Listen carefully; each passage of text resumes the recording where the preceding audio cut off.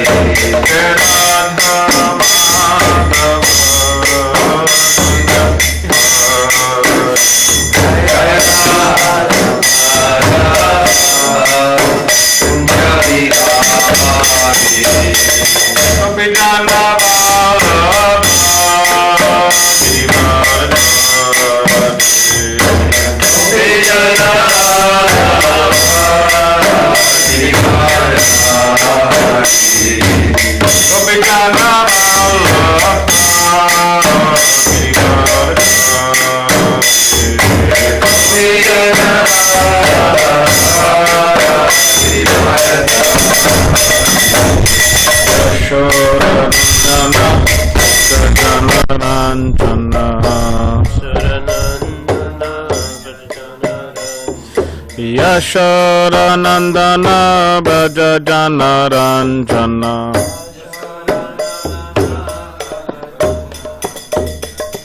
Yamuna Tira Vanachari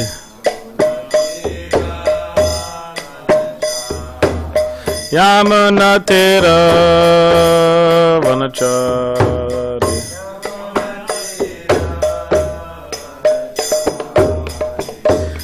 Radha Madhava Kunja Bihari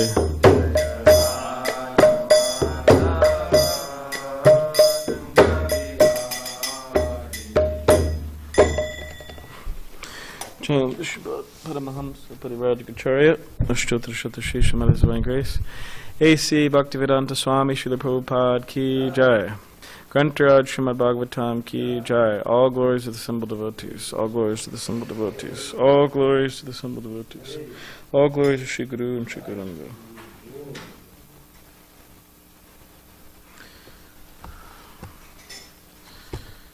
All right.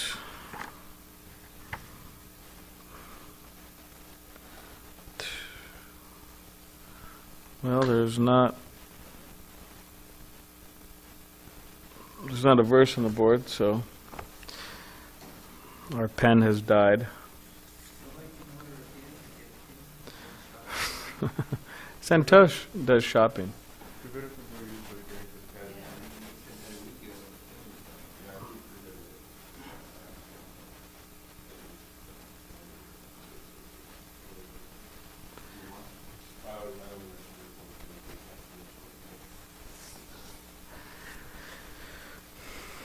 What's Tuesday, Wednesday? 37. Om Namo Bhagavate Vasudevaya. Om Namo Bhagavate Vasudevaya. Om Namo Bhagavate Vasudevaya. Reading from the srimadbhagavatam, Canto 4, entitled Creation of the Fourth Order, Chapter 7, The Sacrifice Performed by Daksha. We're on text 37. So, he has a device, but what about you two? You have devices? Now you're deviceless? What about you, Mukunda Charna? You have your device to look up the verse? Alright. So, devotees could share with Mukunda Charna.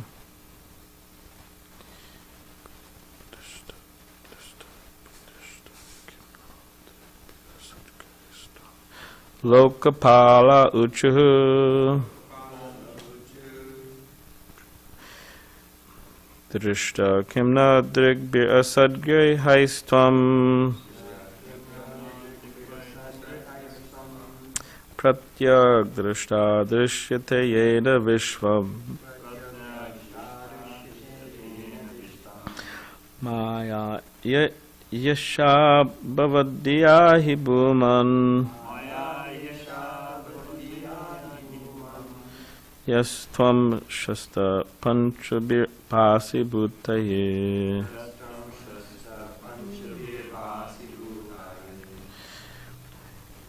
Lokapala uchu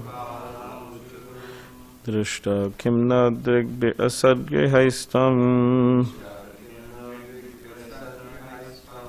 pratyag drishta drishyate yena vishvam maya shesha bhavadiya hibhuman yastvam sasta panchabir basi bhutai Lokapala uchu drishta kimna drigbir asadgrihaistvam pratyag drishta drishyate yena vishvam maya hesha bhavadiya hibhuman yastvam shasta panchabir basi bhutai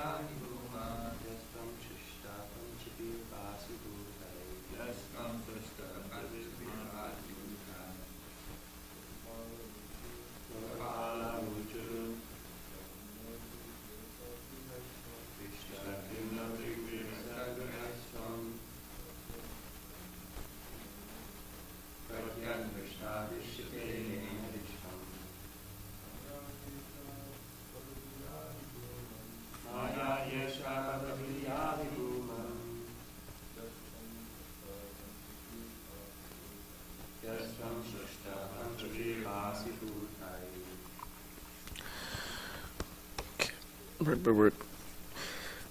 Word by word translation. Lokapalaha. The governors of the different planets. Uchuhu. Said. Drishtaha. Seen. Kim. Whether. Naha. By us. Drigbihi. By the material senses. Asatgrahi. Revealing the cosmic manifestation. Tvam, you. Pratyak drashta, inner witness. Drishyate, is seen. Yena, by whom? Vishvam, the universe. Maya, material world. He, because. Esha, this. Bhavadiya, your. He, certainly. Puman, O possessor of the universe. Yaha, because. Tvam, you. Shashtaha, the sixth. Panchabihi, with the five. Pasi, appear. Bhutai, with the elements. Okay. translation. The governors of various planets spoke as follows. Dear Lord, we believe only in your direct perception. Dear Lord, we believe only in our direct perception. But under the circumstances, we do not know whether we have actually seen you. What is it? Yeah. How does it read there?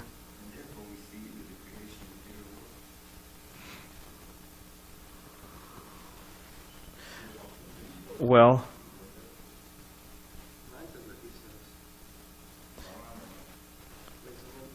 all right. Well, how about this? I'll read the verse, the whole verse, and then we could see how it compares. Dear Lord, we believe only in our direct perception, but under the circumstances, we do not know whether we have actually seen you with our material senses. By our material senses, we can simply perceive the cosmic manifestation, but you are beyond the 5 elements. You are the 6th. We see you, therefore, as a creation of the material world. Oh yeah, on this one, on that one that's before. Okay. Okay, purport. The governors of the various planets are certainly materially opulent and very puffed up. Such persons are unable to understand the transcendental eternal form of the Lord. In the Brahma Samhita, it is stated that only persons who have anointed their eyes with love of Godhead can see the personality of Godhead in every step of their activities. Also, in the prayers of Kunti, Bhagavatam 1.8.26, it is stated that only those who are akinchana gocharam, who are not materially puffed up, can see the Supreme Personality of Godhead. Others are bewildered and cannot even think of the absolute truth.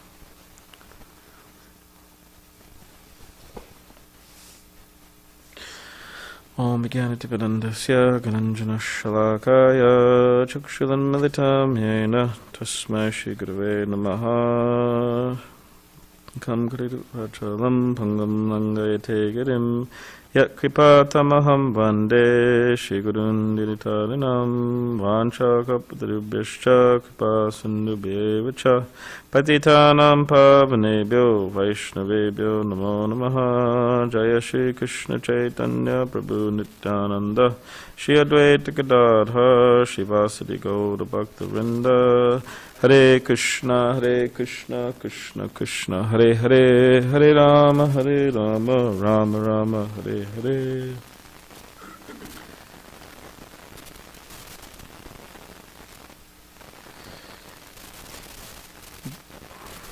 Do you think you could, Mukunda Charana, do you think you could look up this verse here?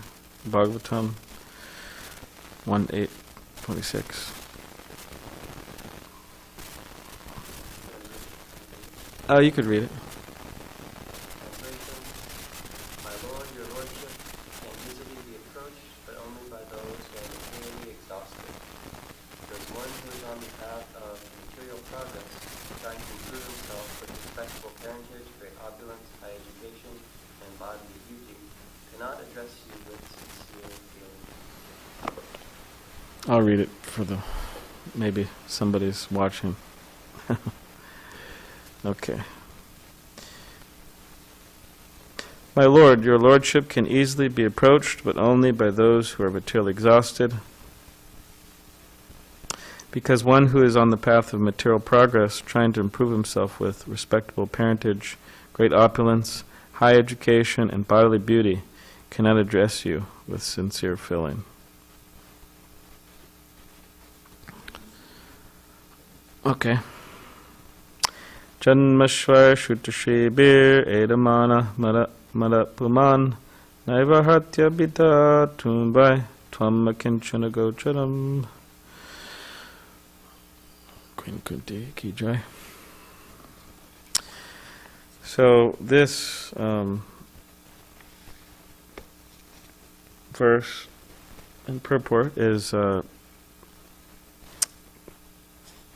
in essence, it's saying, it's bringing up the main point is that those who are puffed up, they cannot see Krishna, because Krishna, apparently, he doesn't like puffed up people, he doesn't really want to associate with puffed up people. So he likes, apparently, the humble devotees. So there's this so many wonderful Vaishnava literatures. Actually, if we study every day, many hours a day, we won't be able to finish all the literatures that are available in this life. Even if you study 8 hours a day or something, it's like there's so much. Bhaktivinoda Thakur and the Goswamis and Prabhupada, or Srila Prabhupada, Bhaktisiddhanta Saraswati Thakur. There's so many books. So I'll read some verses. This is from Raghunath Das Goswami's Srimad Shiksha, preaching to the mind. So it's 11 verses, and there's a commentary by Bhaktisiddhanta Thakur. And then I'll read also some verses from Bhaktisiddhanta Saraswati Thakur's Vaishnav K, which the translation it's been translated, "What kind of devotee are you?" A Bengali poem by him. So it's all in the realm of this topic.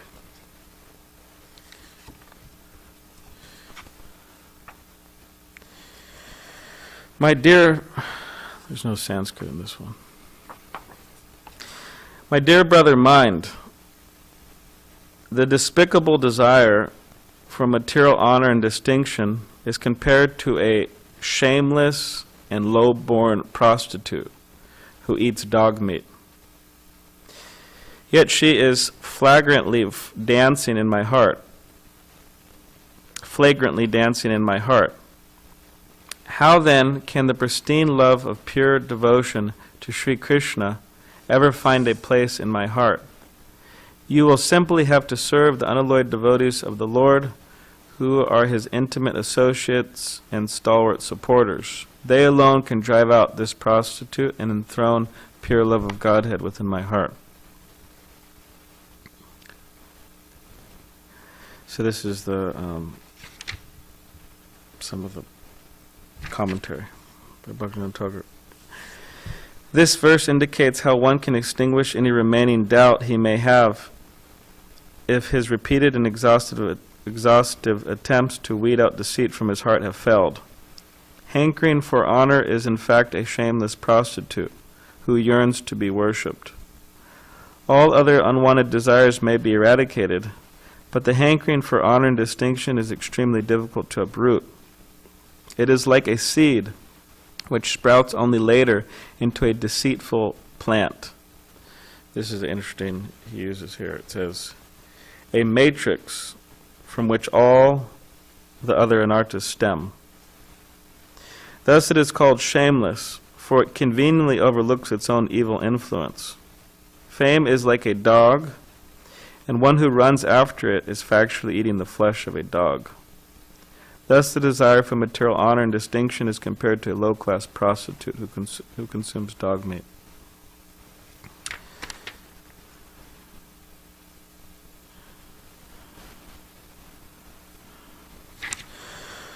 So the next says material desire leads to craving honor. If the Swanishta sadhaka mentioned in the previous verse still harbors some material desire in his heart, his yearning for honor manifests itself in the hope of being regarded as a highly religious person, as a generous person, or even as a sinless devotee. The Parinishthita sadhaka desires acclaim as a great devotee of the Lord, or acclaim as a devotee with clear spiritual understanding, or as one who is completely detached from all materiality. The Nirapeksha sadhaka or renunciate thinks that his honor lies in being considered pure and renounced, as having understood all the esoteric conclusions of the scriptures, or as having mastered the science of devotion. However, one who is actually able to root out such deceits only However, one is actually able to root out such deceits only in proportion to his having eradicated any desire for honor and distinction. If one cannot purge his heart of deceit, there is no question of ever attaining unalloyed love of God as it is understood by the Lord's pure devotees.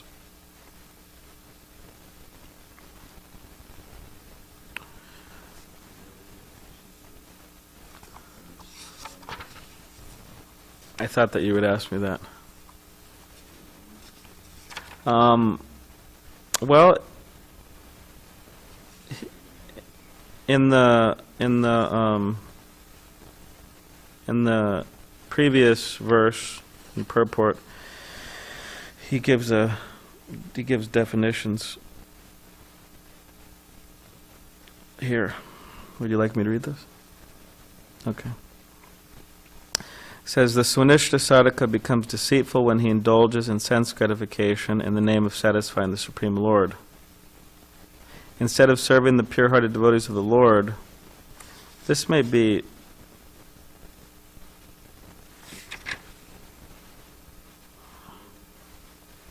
no, this was a previous.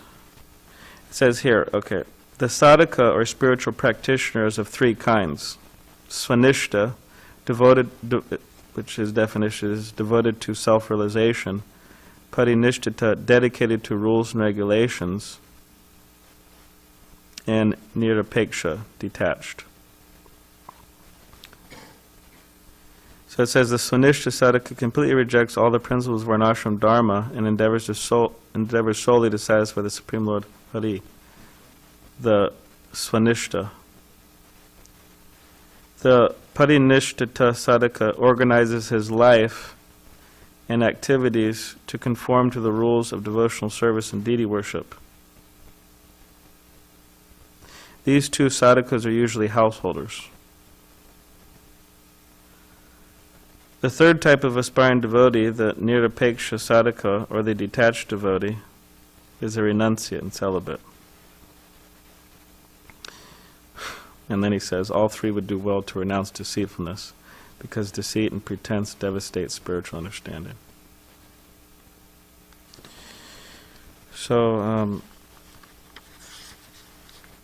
yeah, whatever type of devotee one may be, as Bhaktivinoda Thakur here is making the categories. Of course, there's so many categories that the Vedic literature may place devotees in, like such as Lord Kapila Dev, devotees in, conducted by the mode of passion, ignorance, goodness, and of course the Bhagavatam says the Kanishta, right, the Madhyama, the Uttama. And then here he's mentioning different categories. So, but whatever the case is, whatever type of devotee one may be, this verse is giving instruction to the mind, which means the mind of all devotees. Raghunath Das Goswami has written this for us, that we should understand that all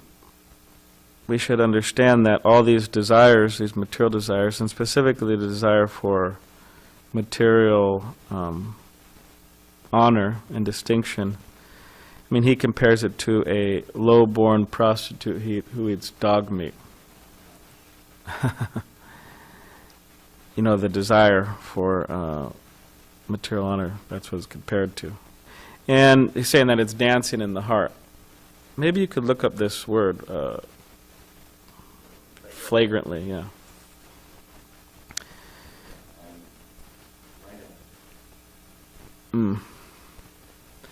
Yeah, so if that, you have it? Yeah, I could read it for the, sorry.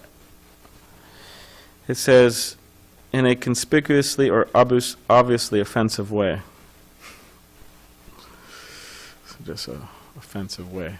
So this dancing offensive way, right, within our hearts. And until that low-born prostitute eats dog meat. I mean, not only is she a prostitute, not only is she...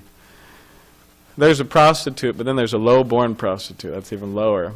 And then the worst is eating dog meat. That's just like, it's like the worst, So it says until that's gone, the pristine love of pure devotion, Sri Krishna won't, how can it find a place in my heart? That's what he's saying.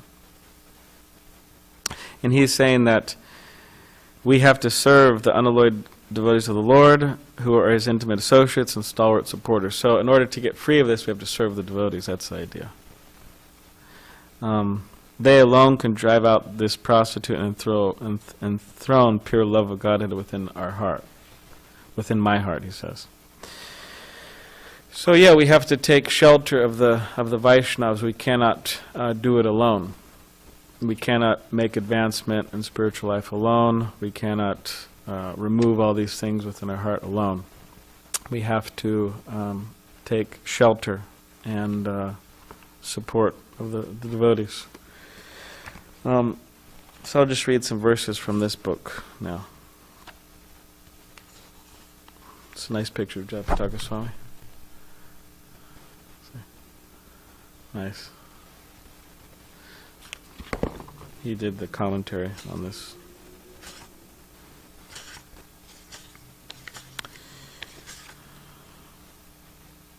He also translated. Yeah. Translation and commentary. Vaishnav K. What kind of devotee are you? So, yeah, I'll just read some verses, not all of them, but my dear mind, what kind of Vaishnav are you? Simply for false prestige and a material reputation, you sit in a solitary place and pretend to chant the Hare Krishna Maha Mantra, but this is all cheating.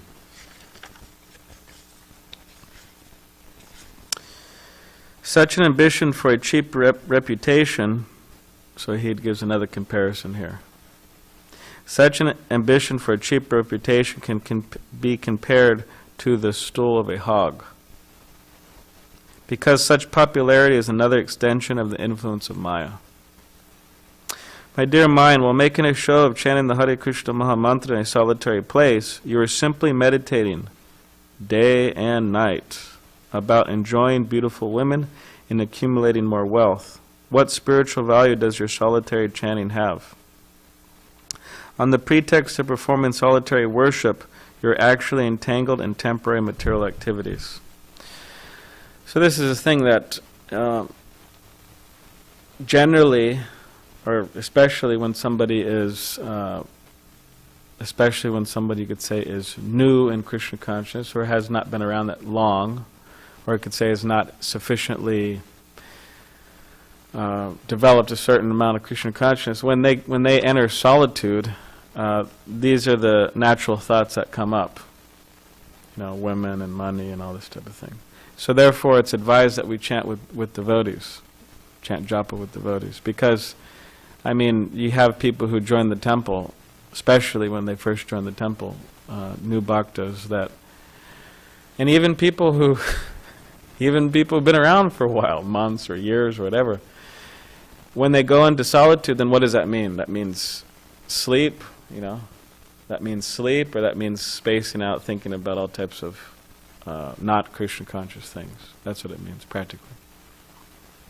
So therefore, association with devotees will actually keep us on, they'll keep us enlivened, they'll actually keep us Krishna conscious. So it's advised that we spend as much time as possible with devotees and not try to avoid them. So the next verse says, my dear mind, you are attached to wealth, and due to Maya's influence you want to use your money simply for the gratification of your material senses. But by this you will get no eternal satisfaction. You should use the wealth at your disposal in the service of the lotus feet of Lord Madhava, Krishna. Only then can you experience transcendental bliss from wealth. Your lusty desires to enjoy beautiful women are not an abode where you can find real shelter. The supreme lover is Yadava, Krishna. He is the supreme enjoyer and owner of everyone's love. Offer all your love and devotion to Lord Krishna and you'll be completely satisfied. My dear mind, beware of your desire to attain material reputation. It is misleading you with its attractive vision like an oasis of green trees, but it is simply a mirage in the desert of this world of repeated birth and death. It will cause your utter spiritual destruction. Remember how Ravana, the powerful demon, was bewildered due to false pride, and in spite of all his efforts to achieve temporary material prominence, he was destroyed by Raghava, Lord Ramchandra. The only position you should desire is to become a true Vaishnava, a pure devotee of the Lord. Give all your care and attention for obtaining this. If instead you neglect to purely worship the Supreme Personality of Godhead due to your offenses, for all your hard endeavors, your life will simply be hellish. My dear mind, what kind of Vaishnava are you? In the name of solitary... Okay.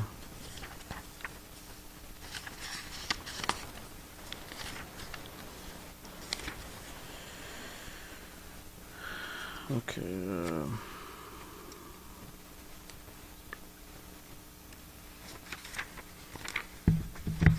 Be easier if the... Yeah, I went back too far. If instead you neglect to purely worship the Supreme Personality of Godhead due to your offenses, for all your hard endeavors, your life will simply be hellish.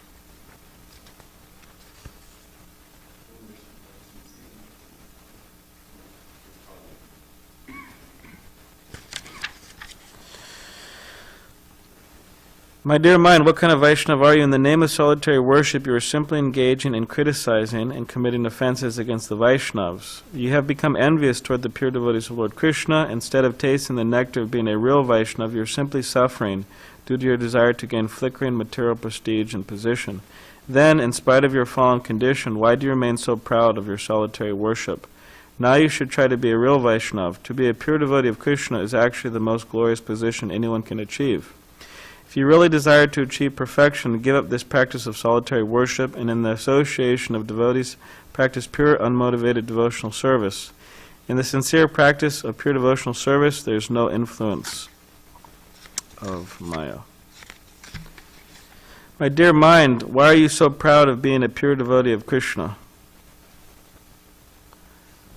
So they say it's the...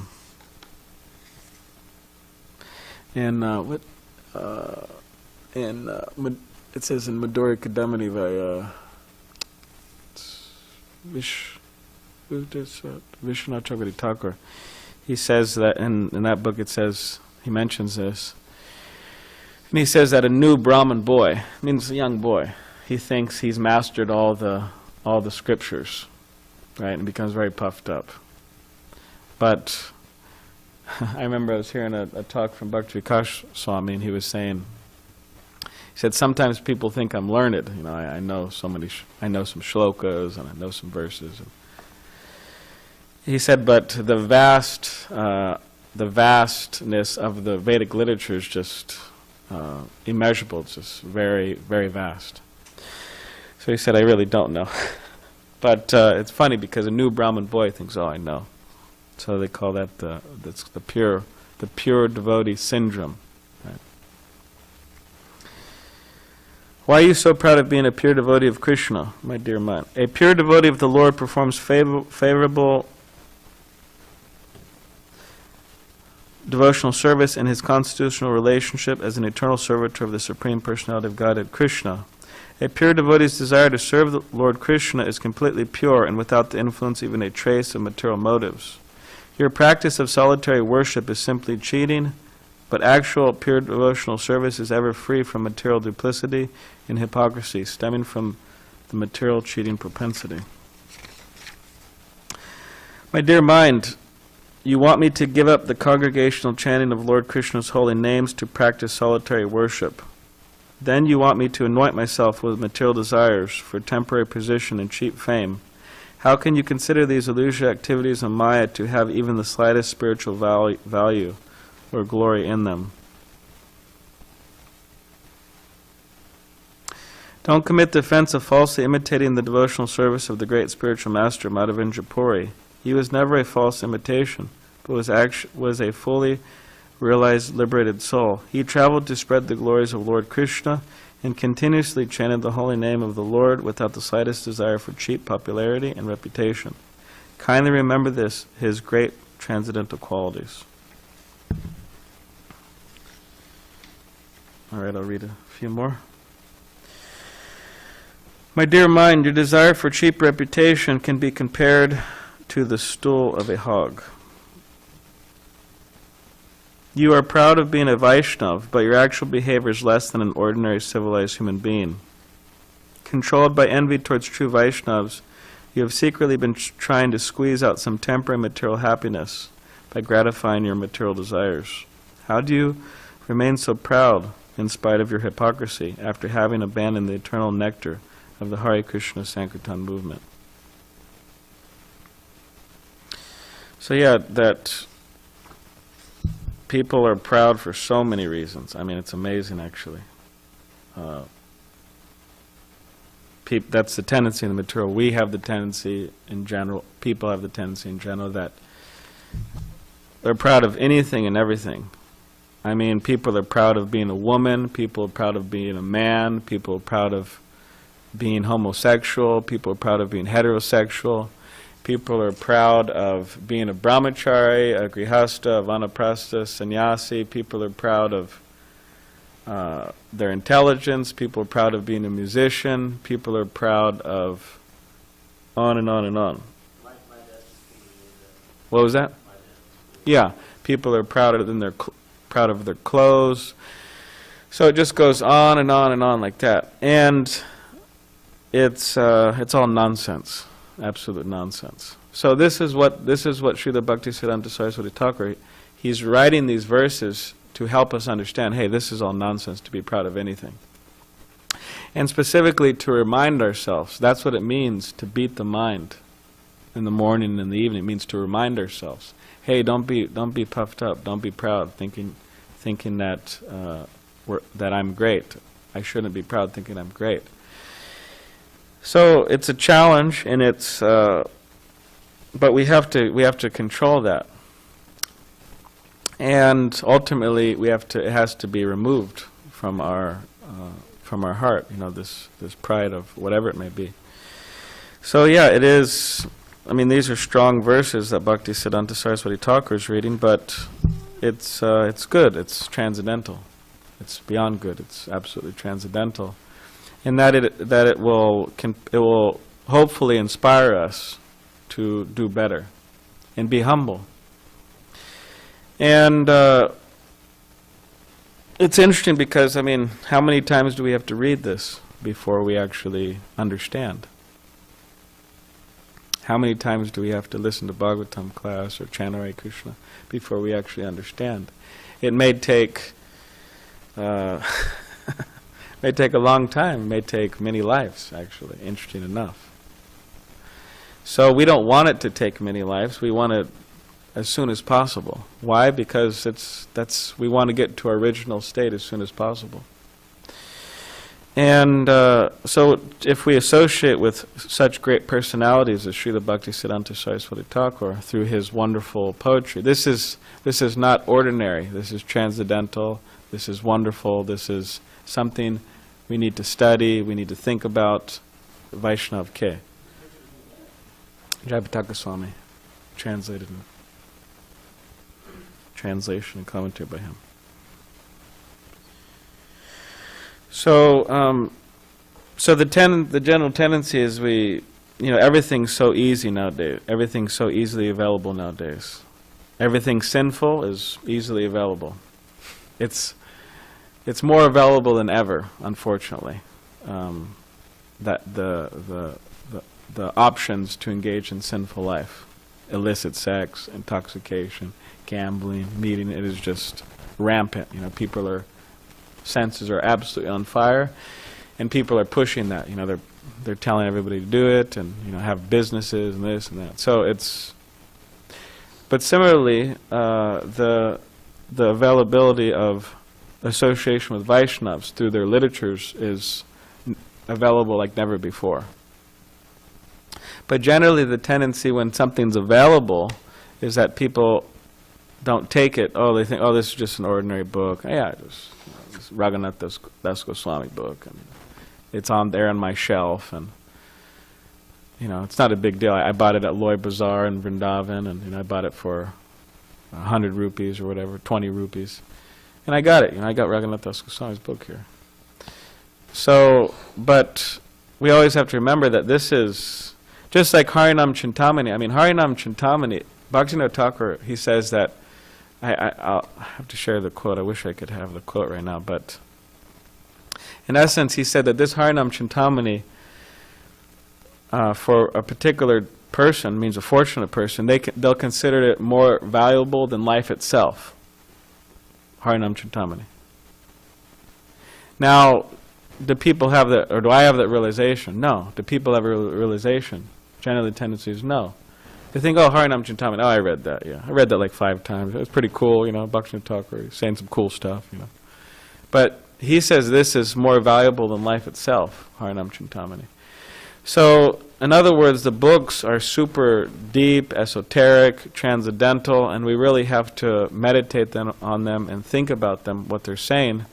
And then hopefully we could get a glimpse of realization before our bodies expire. Hopefully we get more than that.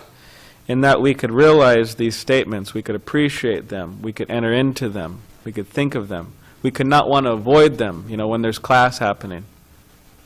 We avoid them by physically not being here, in the kitchen or talking prajalpa or thinking about whatever, or not talking prajalpa, or whatever you're doing in the kitchen, trying to avoid, or maybe physically here and trying to avoid it.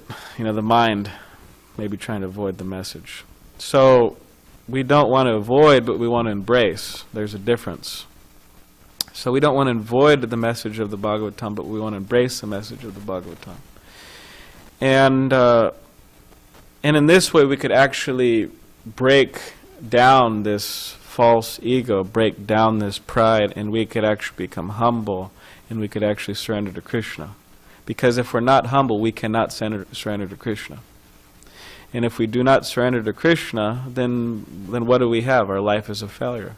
We have nothing. We've achieved nothing in our lives besides being an utter failure. No love of God, no transcendental happiness. What does Krishna say in the Bhagavad Gita, right?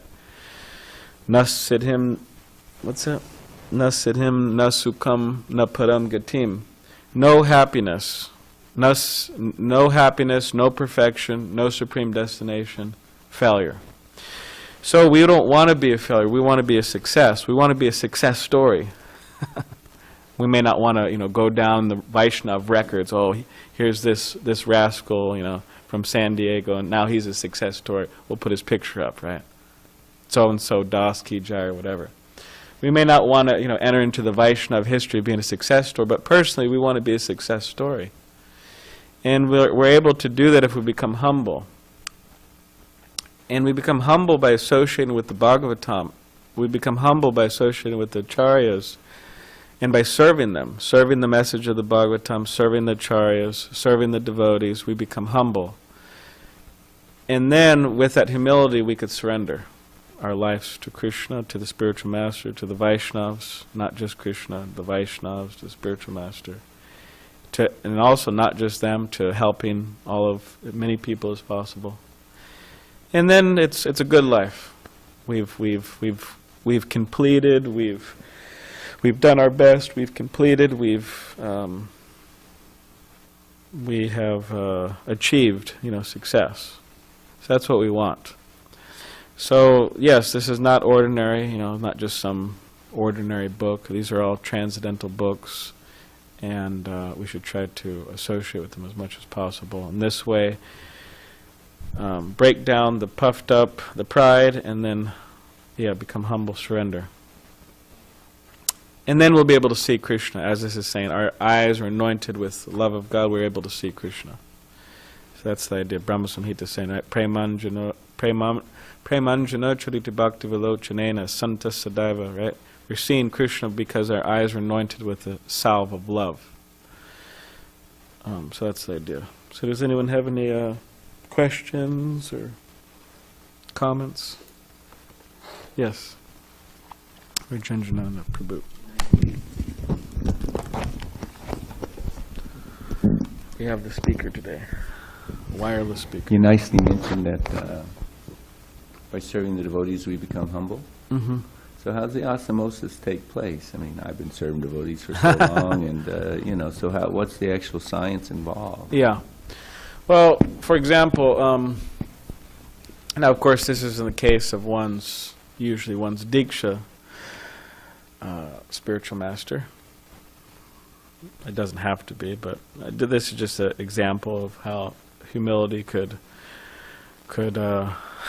take birth or arise within us. When one is serving their spiritual master, it means a Diksha spiritual master in this case, one is offering physical obeisances. They are doing menial services like doing laundry and folding and serving prasad, and it's very humble. Like I've had the opportunity to do some personal service to my spiritual master, and yeah, it's humbling. And not only are you humbled, but in the process of doing services, you're sure to make mistakes usually, and you're sure to get some correction, which is also humbling. So doing the personal service, that's humbling. Getting corrected, that's humbling, and also, yeah, by subordinating yourself to the teacher, by personal service and so on, being corrected, and so similarly, the idea is that we're also supposed to, in different ways, of course, we serve Vaishnavas, but we're also supposed to extend ourselves to the Vaishnavas. Means one not maybe your Diksha spiritual master, but other Vaishnavas. And depending on our, you could say, our positions or our certain, our positions in life, we serve the Vaishnavas different ways, which is also humbling. I mean, to sit there and, for 2 hours or numerous hours and hear people's problems, I mean, sometimes, to be quite honest, you get sick of, I don't know. It's difficult hearing people's problems. It's very challenging. So a senior Vaishnav, or somebody who, because actually everybody's senior and everybody's junior, because everybody's got seniors and everybody's got juniors, right? So, but one who is a senior Vaishnav or a senior devotee to a particular devotee, that younger devotee may come up to them and, I got this problem, I got that problem, or I got a problem, on and on and on. And that is humbling, because you're sitting there. You are humbling yourself before that Vaishnava and listening. Proud people, they're too busy, I got better stuff to do. I'm not, you deal with it yourself, I'm busy, I'm an important person, I don't got time for you. So this listening to others is actually a humble thing to do, and it's humbling to do that, for example. Or to take on some service, you take on the service of a manager in ISKCON, and usually you get a lot of flack, you get very little appreciation sometimes, oh hey, but definitely when something goes wrong, everybody lets you know, because you're in charge. So that's also humbling, to take on certain services, to deal with devotees. In so many ways, by associating devotees, we become humble. We have the opportunity to. So, but yeah, if we distance ourselves, if, for example, someone may be a senior, and then some younger devotees go up to me and say, "Oh, I don't got any time. Sorry." Get lost, find somebody else. They may not say that in so many words, but they just, they don't extend themselves to junior devotees, then how are they supposed to become humble? Or if junior devotees don't serve senior Vaishnavas in certain ways, right? Inquiring or just practical ways, helping them out. Like Prabhupada said in Chaitanya Charitamrita, when the spiritual master, when the devotees need help, then we help them. So if we don't extend ourselves in different ways, then in other words, as Bhaktisiddhanta Saraswati Thakur says here, if we enter into solitude, then we can't. Then that pride will be raging. So therefore, by being a part of a society, we are forced to become humble, more or less. So that's the, I don't know, maybe you want to add something, or... The thoughts of qualities also come to mind. Srila Prabhupada says the qualities of exalted, advanced devotees are infectious. If you associate with them and serve them, when you say you're forced to become humble, no, you're not forced to do anything. Yeah. That's actually could be misleading. Yeah. If you put the walls up, didn't we hear it the other day? If one pretends to be asleep, did you say that? You can't wake them up. Somebody said it. Yeah, it's a common saying. Yeah. Yeah, if you don't want to become humble, it doesn't matter how many services you do or how many times you're told you should become humble, you should desire to become humble. You're not going to become humble if you don't have a desire. There has to be some inspiration from within. But the thought when I was thinking about the qualities, because Srila Prabhupada says they're infectious, so if we're in the proper mood, then those qualities will be imbibed by the servant, the subordinate. But then I thought it's amazing because they may be the instrument through which qualities can be developed, but sometimes we're put in a position where we serve somebody who doesn't have qualities. And if we strive to be humble and be the servant to please our teacher and the Lord, then even through the service of someone who doesn't have the qualities that we're aspiring for, they can manifest. You might even say, I have some when I was a young devotee, there was one leader, and if I've learned any humility, it was first and foremost through serving this person who was so freaking arrogant. Man, was he Ishwara Bhav, control freak all the way. He was super intelligent, and he could really get the job done, Sankirtan strategies and this and that, but boy, was he arrogant. But I subordinated my own arrogance and benefited by serving somebody who didn't even have the qualities that I would hope for.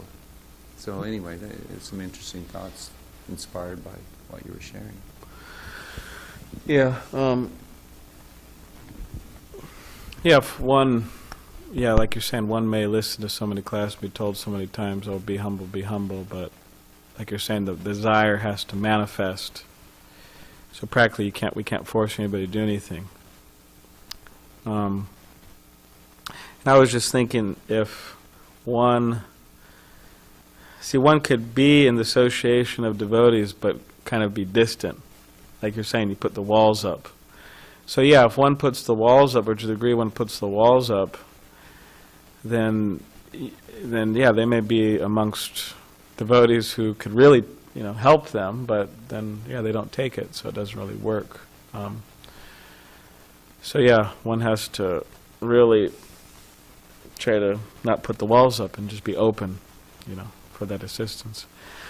But in relation to, associating with devotees and being infecting ourselves with their Krishna consciousness, or them infecting us. So I had some experiences with devotees, and it was great. I was traveling. I was traveling with Tirthamaj a little bit. We went up north to Sacramento and a few other places, and it was wonderful. All we did is we read some Chaitanya Charitamrita together, and we went to some program. We had some kirtan. He gave a class, but it was ecstatic, And because the process is a devotional service, chanting Hare Krishna, listening to the Bhagavatam, and other processes of devotional service, they really come alive in the association of other devotees. And the more advanced devotees, the more that it comes alive. So that's a nice, wonderful thing. Like my Guru Maharaj, she said that one time he was in the Yamuna, in the river Yamuna, in Vrindavan, and he was chanting on his thread, his Gayatri, he was chanting mantras. And then he was saying he was very absorbed, and he was feeling a lot of spiritual happiness and deep absorption. So then he was chanting, and then all of a sudden his meditation more or less broke. So he said, "Oh, what happened? Like, what does that do to?" So then he opens his eyes and he sees Bibi Govinda Swami walking out of the river. So he really, it was due to his association. It was, so.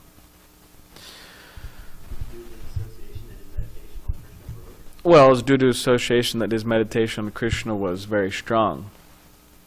And by him leaving, that power, he was,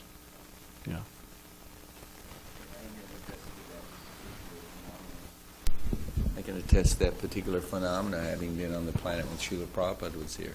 When he was here, we were all very much inspired, if not consumed, in Krishna consciousness, the desire to serve, etc. And when Srila Prabhupada left the planet, and your own strength began to be seen for what it was amazing how we were carried so much by the momentum and the purity, the protection that was there in his presence and service. Yeah, that's so. I don't know. I mean, it'll be a little challenging for devotees who, because there's Prabhupada and then there's disciples of Prabhupada, and there's disciples of Prabhupada's disciples. So yeah, it'll be a little bit challenging for the people like me and others who are not direct disciples of Prabhupada when all the Prabhupada disciples go back to Godhead wherever they go to preach or wherever they're going. It'll be a little challenging, especially certain individuals that are close to us. So, but that's yes. How much time did I get in this present? Yeah, but it does present a test, and it seems like seems like when the spiritual master leaves, that presents a test to disciples whether they could stick to Krishna consciousness or not. How much they'll be absorbed in the same. Yeah, and also I've heard with other spiritual masters, them leaving. I've heard a lot of the disciples, they have a really hard time, and some of them just give up Krishna consciousness. They can't go along, So it presents a challenge, because that power that the devotees have, and their, them being here, physically even, it's powerful. So, but of course, if we stick to the instructions, we stick to the mood, the mission of Prabhupada, then yeah, we could continue and be strong and all that. So that's a positive note. So, okay, Grantaraj Srimad Bhagavatam ki jai. Prabhupada ki